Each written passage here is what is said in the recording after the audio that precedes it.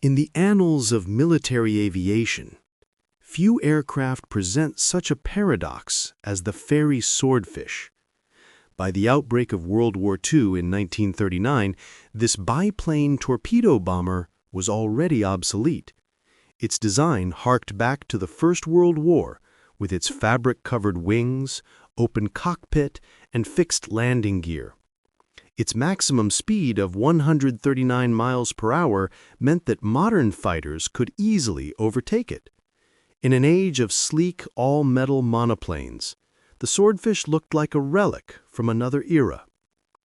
And yet this seemingly antiquated aircraft would achieve some of the most remarkable successes in naval aviation history, sinking more enemy shipping than any other Allied torpedo bomber, and participating in some of the most dramatic naval actions of the entire war. The British Fleet Air Arm crews who flew the Swordfish affectionately nicknamed it the string bag, a reference to the British term for a reusable shopping bag that could carry almost anything. The name was apt. The Swordfish proved capable of carrying torpedoes, mines, depth charges, rockets, and bombs, and could be adapted for reconnaissance, anti-submarine warfare, and even aerial combat. This ungainly-looking aircraft would sink the pride of the German Navy, cripple the Italian fleet at Taranto, and hunt U-boats across the Atlantic. It would outlive the supposedly superior aircraft designed to replace it, and would remain in frontline service until the very end of the war. To understand how such an outdated aircraft could achieve such success, we must journey back to the early 1930s, to the British aviation industry and the Royal Navy's Fleet Air Arm, which was struggling to modernize its aircraft carrier fleet and the planes that flew from them. The Swordfish's origins lie in a 1933 Air Ministry specification calling for a carrier-based torpedo, spotter, and reconnaissance aircraft. The Royal Navy needed a replacement for the Fairey Seal, itself a biplane design that was showing its age. The specification called for an aircraft that could operate from the Royal Navy's existing aircraft carriers, which meant it needed to be robust enough to withstand the stresses of carrier operations, slow enough to land safely on short flight decks, and versatile enough to perform multiple roles. The Fairey Aviation Company, one of Britain's leading aircraft manufacturers, responded with a design that would become the Swordfish. The company was headed by Sir Richard Fairey, an aviation pioneer who had founded his company in 1915. The chief designer for the Swordfish project was Marcel Lobel, a Belgian engineer who had joined Fairey in 1916 and had extensive experience designing carrier-based aircraft. Lobel and his team faced a complex set of requirements. The aircraft needed to be strong enough to withstand the punishment of carrier landings, particularly in rough seas. It needed to fly slowly and predictably for carrier approaches and landings. It needed to carry a substantial weapons load, including the 18-inch aerial torpedo that was standard Royal Navy issue. It needed to be stable enough for accurate weapons delivery, and it needed to be simple enough that it could be maintained by carrier crews with limited space and resources. The solution Lobel devised was conservative but effective. The Swordfish would be a biplane, using a proven structural configuration that offered strength and low-speed handling characteristics ideal for carrier operations. The fuselage would be metal framework covered with fabric, making it both strong and relatively light. The wings would also be fabric-covered with folding mechanisms that allowed them to be stored compactly on carrier hangar decks. The landing gear would be fixed, with large wheels and a robust structure to absorb the shock of carrier landings. Power would come from a Bristol Pegasus radial engine, a reliable and proven power plant that produced around 690 horsepower in the version used in most Swordfish. This wasn't particularly powerful by the standards of the late 1930s, but it was enough for the aircraft's intended role, and the Pegasus engine had an excellent reputation for reliability. The crew accommodation reflected the multi-role nature of the aircraft. The Swordfish had positions for 3 crew members, the pilot in the front cockpit, and the observer and air gunner in a combined rear cockpit. All 3 positions were open to the elements. There was no enclosed canopy. This seems incredibly primitive, but it actually had advantages. In an emergency, the crew could exit the aircraft more quickly. The pilot had excellent visibility, crucial for carrier operations, and the open cockpit was actually safer if the aircraft ditched in the sea, as the crew wouldn't be trapped inside a sinking aircraft. The prototype Swordfish first flew on April 17, 1934, with test pilot Chris Standerland at the controls. Initial testing revealed an aircraft that handled well, was stable and predictable, and met the basic requirements of the specification. The Air Ministry was satisfied enough to order production aircraft, and the Swordfish entered service with the Fleet Air Arm in 1936. From the beginning, the Swordfish was considered obsolete by many observers. Aviation technology was advancing rapidly in the 1930s, and modern monoplane designs were clearly superior in speed and efficiency. Critics pointed out that the Swordfish was slow, vulnerable to fighter attack, and looked like it belonged in a museum rather than in a modern military force. These criticisms were entirely valid from a technical standpoint, but they failed to account for the realities of naval aviation and the specific operational environment in which the Swordfish would operate. The first hint of the Swordfish's true potential came on November 11, 1940, in one of the most audacious and successful naval air attacks of World War II, the raid on Taranto. The Italian Navy had a powerful fleet of battleships anchored at Taranto Harbor in southern Italy. These ships represented a major threat to British operations in the Mediterranean. The British aircraft carrier HMS Illustrious carried 21 Swordfish of the Fleet Air Arm, and Admiral Andrew Cunningham, commanding the Mediterranean Fleet, decided to use them in a nighttime torpedo attack on the Italian fleet. The plan was extraordinarily daring. The Swordfish would have to fly more than 170 miles to reach Taranto, attack a heavily defended harbor, and return to the carrier all at night. The Italian fleet was protected by anti-aircraft guns, barrage balloons, and torpedo nets. The attack seemed almost suicidal, but the Fleet Air Arm crews were confident in their aircraft and their training.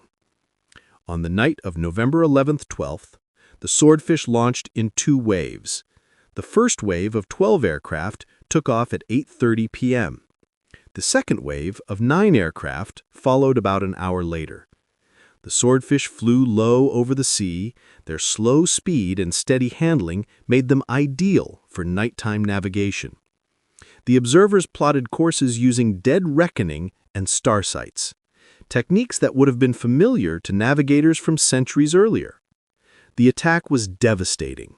Despite heavy anti-aircraft fire and the barrage balloons, the Swordfish pressed home their attack with remarkable courage and precision. Torpedoes struck 3 Italian battleships, Littorio, Conte di Cavour, and Caio Duilio.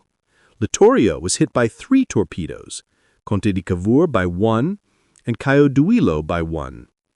The damage was catastrophic. Conte di Cavour sank at her moorings and never returned to service.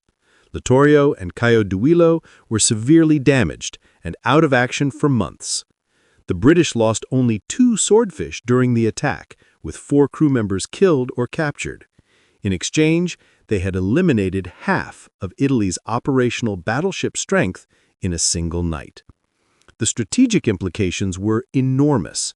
The balance of naval power in the Mediterranean shifted dramatically in Britain's favor. Admiral Inigo Campioni later admitted that the attack at Taranto had completely changed the Mediterranean naval situation.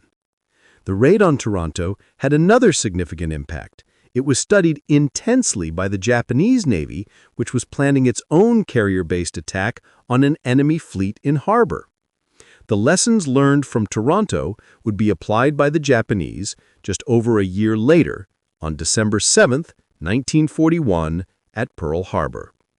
The Swordfish, that obsolete-looking biplane, had demonstrated the potential of carrier-based airstrikes to decisively alter naval warfare. But the Swordfish's most famous moment was still to come. In May 1941, the German battleship Bismarck broke out into the Atlantic on a commerce-raiding mission. This was one of the most powerful warships in the world, and its presence in the Atlantic threatened Britain's vital supply lines. The Royal Navy deployed much of its home fleet to hunt down and destroy the Bismarck. But the German battleship was fast and powerful. After sinking the battlecruiser HMS Hood, Bismarck was heading toward the safety of German-controlled ports in France. The British were desperate. If Bismarck reached the protection of German air cover, it might escape. On the evening of May 26, 1941, Swordfish from the aircraft carrier HMS Ark Royal were given what might be their last chance to slow the German battleship. 15 Swordfish, led by Lieutenant Commander Tim Coode, took off into deteriorating weather. The conditions were appalling: high winds, heavy seas, and poor visibility. Flying at barely 100 miles per hour, the Swordfish struggled toward their target. What happened next has become one of the legendary episodes of World War II. The Swordfish located Bismarck and began their attack runs through intense anti-aircraft fire. The German battleship's gunners put up a wall of steel, and the Swordfish seemed impossibly vulnerable. But their very obsolescence now became an advantage. Bismarck's modern fire control systems and proximity fuses were designed to deal with fast, modern aircraft. The Swordfish were flying so slowly that the proximity fuses often exploded harmlessly above or behind them. The fabric covering on the Swordfish was actually an advantage. Anti-aircraft shells sometimes passed through the fabric without exploding, as they didn't encounter enough resistance to trigger the fuses. Most of the torpedoes missed, but at least 2 hit Bismarck. One struck amidships and caused minor damage. The other hit aft, near the rudders, and this torpedo changed history. The explosion jammed Bismarck's rudder, leaving the battleship unable to maneuver properly. The great ship could only steam in a wide circle, unable to reach safety in France. This gave the Royal Navy time to bring up battleships and cruisers. The next morning, May 27, 1941, British capital ships engaged Bismarck. After a fierce battle, the German battleship was sunk. The Swordfish had achieved what modern battleships had failed to do. They had crippled one of the most powerful warships afloat. A biplane that looked like it belonged in the 1920s had changed the course of the Battle of the Atlantic. Winston Churchill later wrote that the Swordfish attack was the most important single air attack of the war. Lieutenant Commander Eugene Esmonde, who would later lead another famous Swordfish attack, was one of the pilots in the Bismarck strike. He later said, "The Swordfish was slow, it was vulnerable, but it was also steady and reliable. In the right hands, with the right tactics, it could achieve things that faster, more modern aircraft couldn't." Throughout the war, Swordfish continued to serve in multiple roles. They flew convoy protection missions over the Atlantic, hunting for German U-boats. They were equipped with early radar systems for night operations. They carried rockets for anti-shipping strikes. They dropped mines in enemy waters. They conducted reconnaissance missions. The string bag lived up to its name, carrying an extraordinary variety of weapons and equipment. One of the most tragic Swordfish operations occurred on February 12, 1942. German battleships Scharnhorst and Gneisenau, along with the heavy cruiser Prince Eugen, attempted to dash through the English Channel in broad daylight, the so-called Channel Dash. 6 Swordfish from RAF Coastal Command, led by Lieutenant Commander Eugene Esmonde, who had been promoted after the Bismarck action, were ordered to attack. The Swordfish faced overwhelming opposition: German fighters, destroyer escorts, and intensive anti-aircraft fire. The promised fighter escort failed to arrive on time. Esmonde led his swordfish into the attack anyway, knowing it was almost certainly suicide. All 6 swordfish were shot down. Esmonde and 12 other crew members were killed. Only 5 men survived. None of the torpedoes hit their targets. It was a heroic but futile sacrifice. Esmonde was posthumously awarded the Victoria Cross, Britain's highest award for valor. The Channel Dash operation, despite the courage of the swordfish crews, highlighted the aircraft's vulnerability when operating without proper support against determined modern opposition. Yet even after this disaster, the swordfish continued to serve. The aircraft that was supposed to be replaced kept flying because it remained effective in its specialized roles.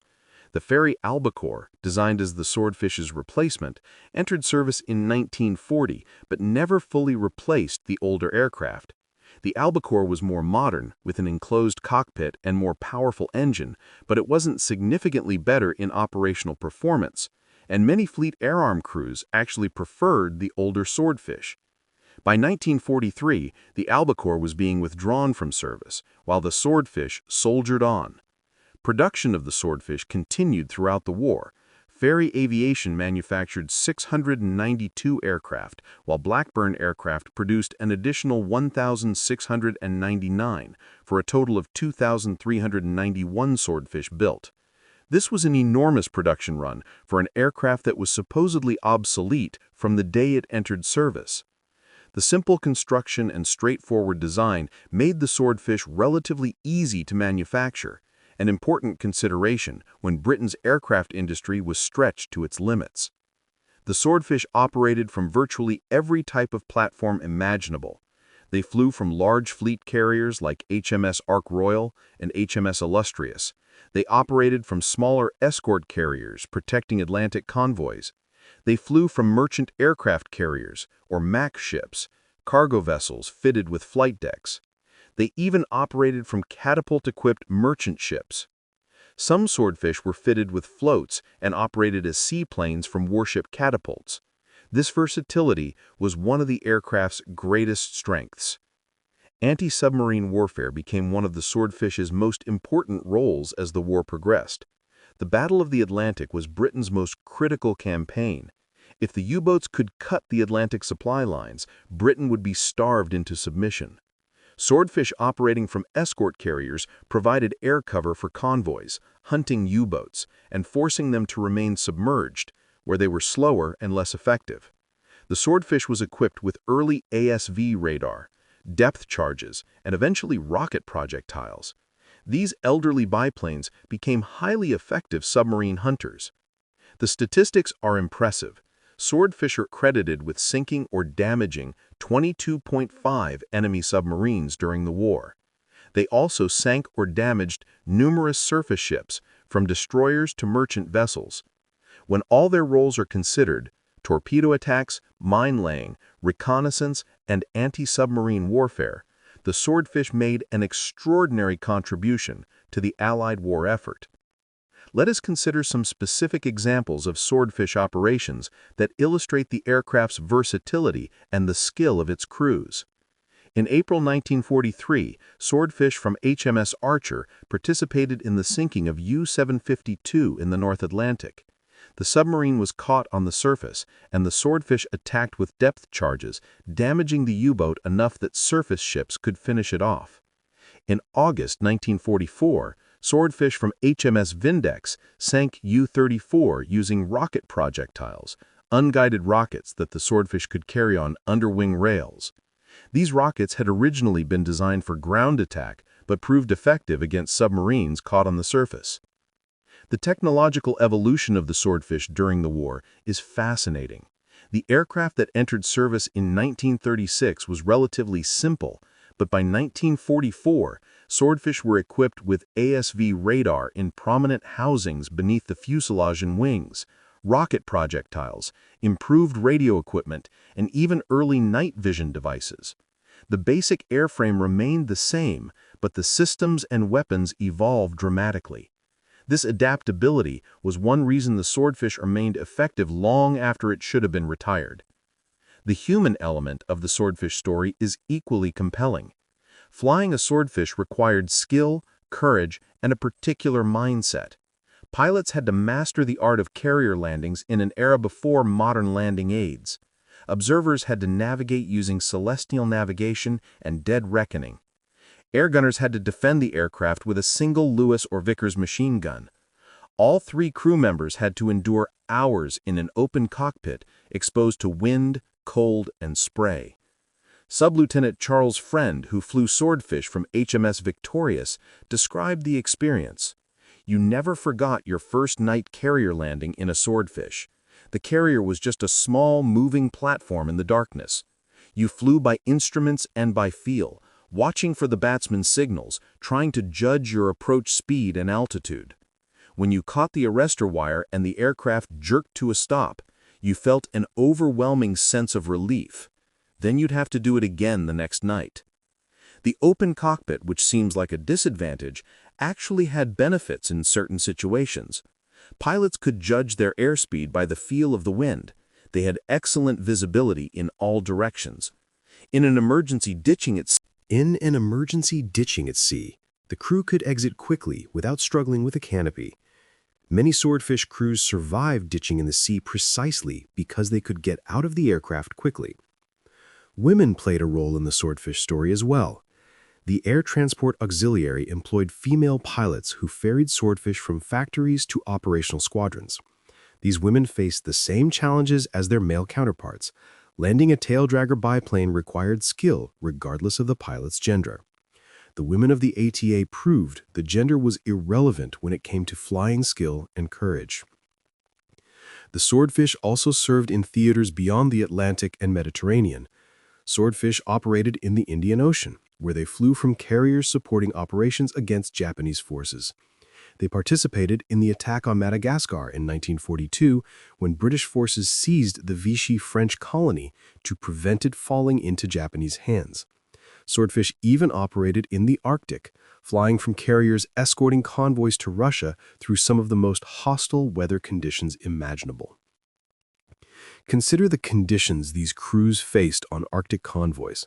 Temperatures far below zero, ice forming on the aircraft's rigging and control surfaces, the constant threat of German aircraft and submarines, flight decks pitching and rolling in heavy seas, landing on an icy carrier deck in darkness. The Swordfish crews who flew these missions displayed extraordinary courage and skill. The technical specifications of the Swordfish help explain both its limitations and its surprising effectiveness. The aircraft had a wingspan of 45 feet 6 inches and a length of 36 feet 4 inches. Empty weight was approximately 5,200 pounds, with a maximum takeoff weight of around 9,250 pounds.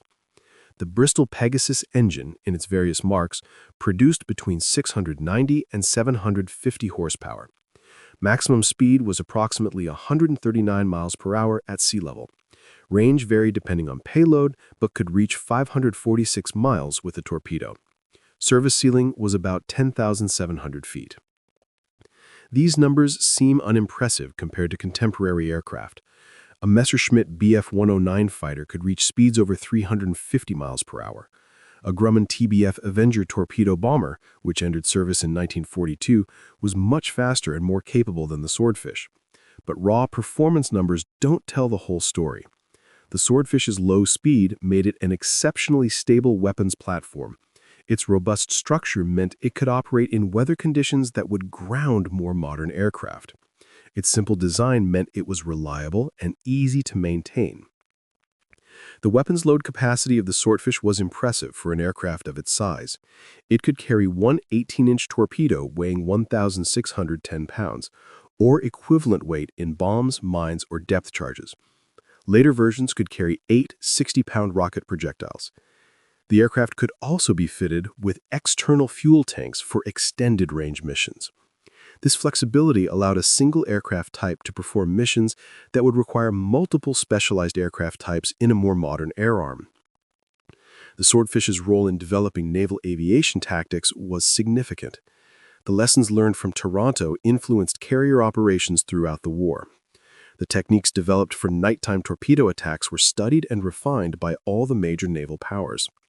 The integration of radar into swordfish operations pioneered methods that would become standard in maritime patrol aircraft. The swordfish may have been obsolete, but it served as a platform for developing modern naval aviation practices. Let's examine some lesser-known swordfish operations that demonstrate the aircraft's versatility. In 1940, swordfish from HMS Eagle attacked Italian shipping in the Mediterranean using tactics that would become standard for anti-shipping strikes. In 1941, swordfish helped hunt the German commerce raider Atlantis in the South Atlantic. In 1942, swordfish participated in Operation Pedestal, the desperate attempt to resupply Malta. Throughout the war, swordfish conducted mine-laying operations in enemy waters, a dangerous mission that required precise navigation and nerves of steel. The mine-laying missions deserve particular attention. Swordfish would fly at very low altitude at night, navigating to precise locations in enemy harbors or shipping channels, and drop mines with timed fuses. These mines required extraordinary skill. The pilot had to maintain precise altitude and speed, while the observer navigated to the exact dropping point, all while evading enemy defenses. The mines laid by swordfish sank numerous enemy ships and disrupted shipping in crucial areas. One remarkable aspect of the swordfish story is how it outlasted its intended replacement.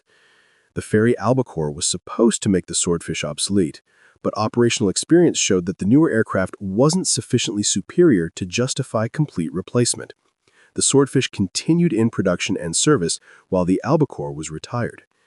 This is almost unprecedented in military aviation history, an older design outliving its supposedly superior replacement. The reasons for the swordfish's longevity worth examining.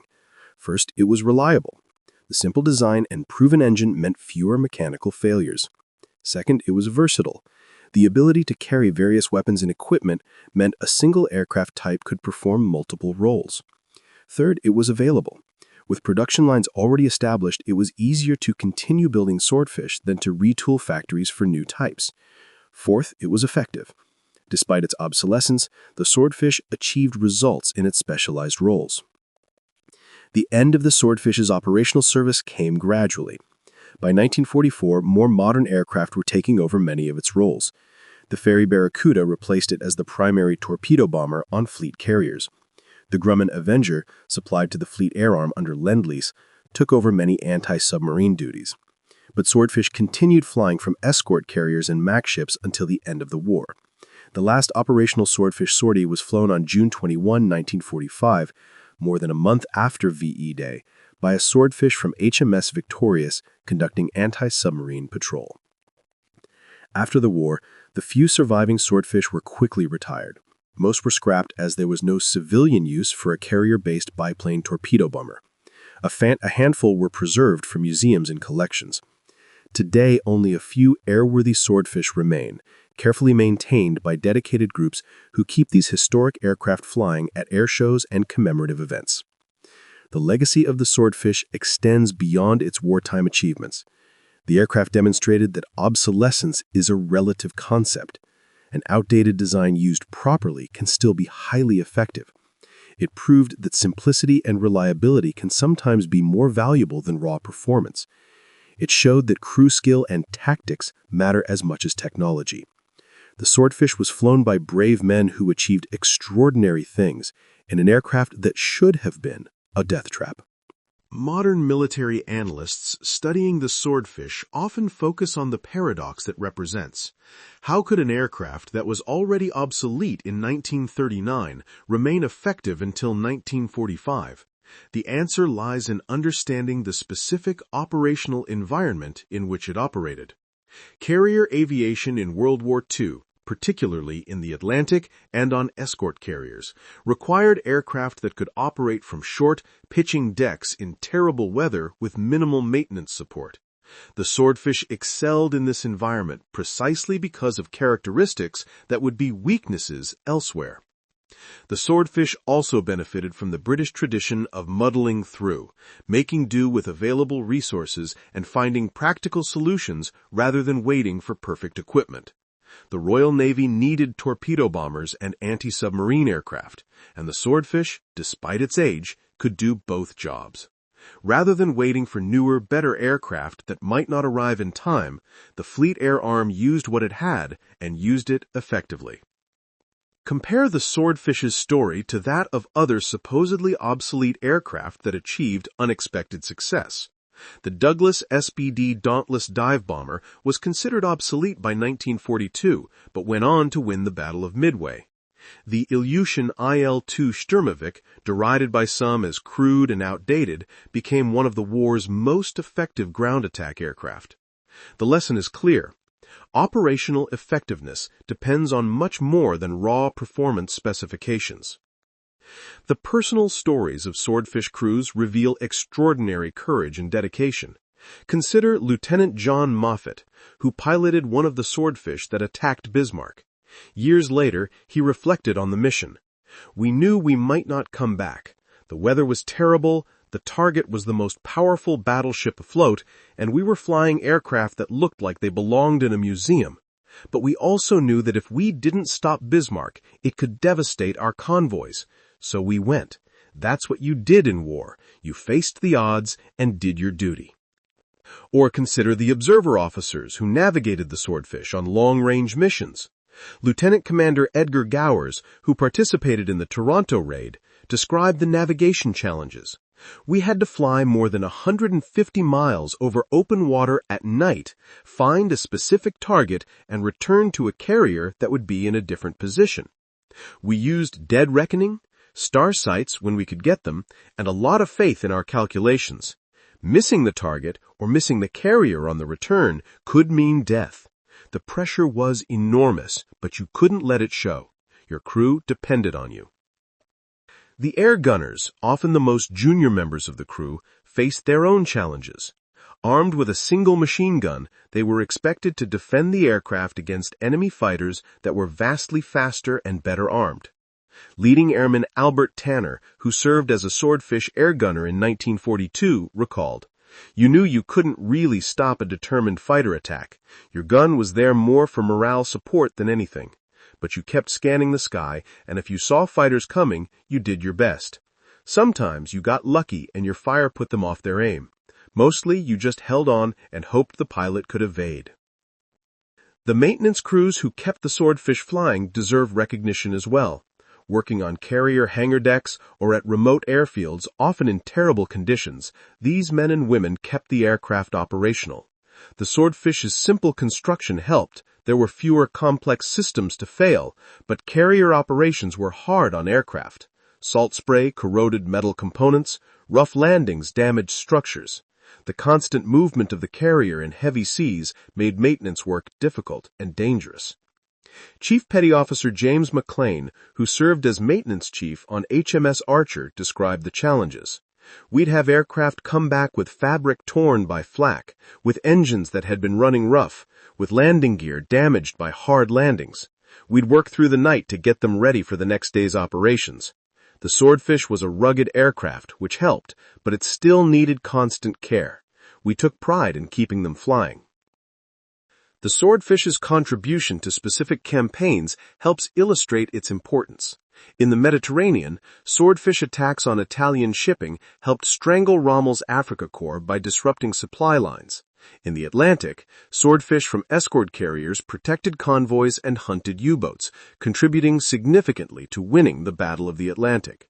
In the Arctic, Swordfish provided air cover for convoys to Russia, operating in conditions that would ground most other aircraft. In each theater, the Swordfish adapted to local conditions and performed effectively.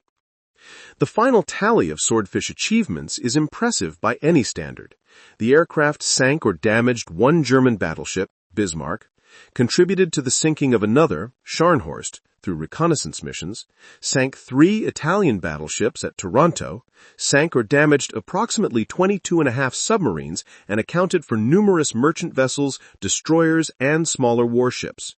Beyond direct combat achievements, Swordfish flew thousands of reconnaissance missions, laid thousands of mines, and protected countless convoys. From a historical perspective, the fairy Swordfish represents several important themes. It demonstrates that technological superiority doesn't always translate to operational effectiveness. It shows the importance of matching weapons to the operational environment rather than pursuing abstract performance goals. It proves that crew quality and tactical skill can overcome technological disadvantages. And it reminds us that warfare is complex, with success depending on numerous factors beyond raw technology. The swordfish also represents a connection to an earlier era of aviation. By the late 1930s, most military aircraft were sleek, all-metal monoplanes. The swordfish, with its fabric-covered biplane configuration, open cockpits, and fixed landing gear, looked like it belonged to the 1920s. Yet this throwback to an earlier age of aviation proved effective in the most modern and technologically advanced war in history. There's something poignant about crews climbing into open cockpits, exposed to wind and cold, to attack modern warships with radar and sophisticated fire control systems. In the end, the fairy swordfish earned its place in history through the achievements of the brave men who flew it and the circumstances that allowed its obsolete design to remain effective. It was slow, it was vulnerable, it was outdated, but it was also reliable, versatile, and in the right hands, deadly. The string bag that couldn't possibly compete with modern aircraft went on to outlast supposedly superior designs and achieve feats that more advanced aircraft couldn't match. The legacy of the swordfish lives on in the few preserved examples that still fly, in the memories of the dwindling number of veterans who flew or maintained them, and in the history books that record their achievements. When we think of the great aircraft of World War II, we typically think of Spitfires, Mustangs, B-17s, and Lancasters, sleek, powerful, modern machines. But we should remember the humble swordfish, the obsolete biplane that sank the Bismarck, crippled the Italian fleet, and hunted U-boats across the Atlantic. In its own way, this ungainly aircraft was as important to Allied victory as any of its more glamorous contemporaries. From its first flight in 1934 to its last operational sortie in 1945, from the design rooms of Fairey Aviation to the pitching deck of HMS Ark Royal in a Force 9 gale, from the oil-stained hands of maintenance crews to the frozen fingers of pilots landing at night in the Arctic, the swordfish proved that in warfare, as in life, persistence, reliability, and courage can overcome seemingly insurmountable disadvantages. The string bag earned its place in history the hard way, by flying into harm's way time and again, piloted by brave men who believed in their obsolete aircraft and in their mission. They were right to believe. The Fairey swordfish, against all odds and expectations, was one of the most successful naval aircraft of World War II.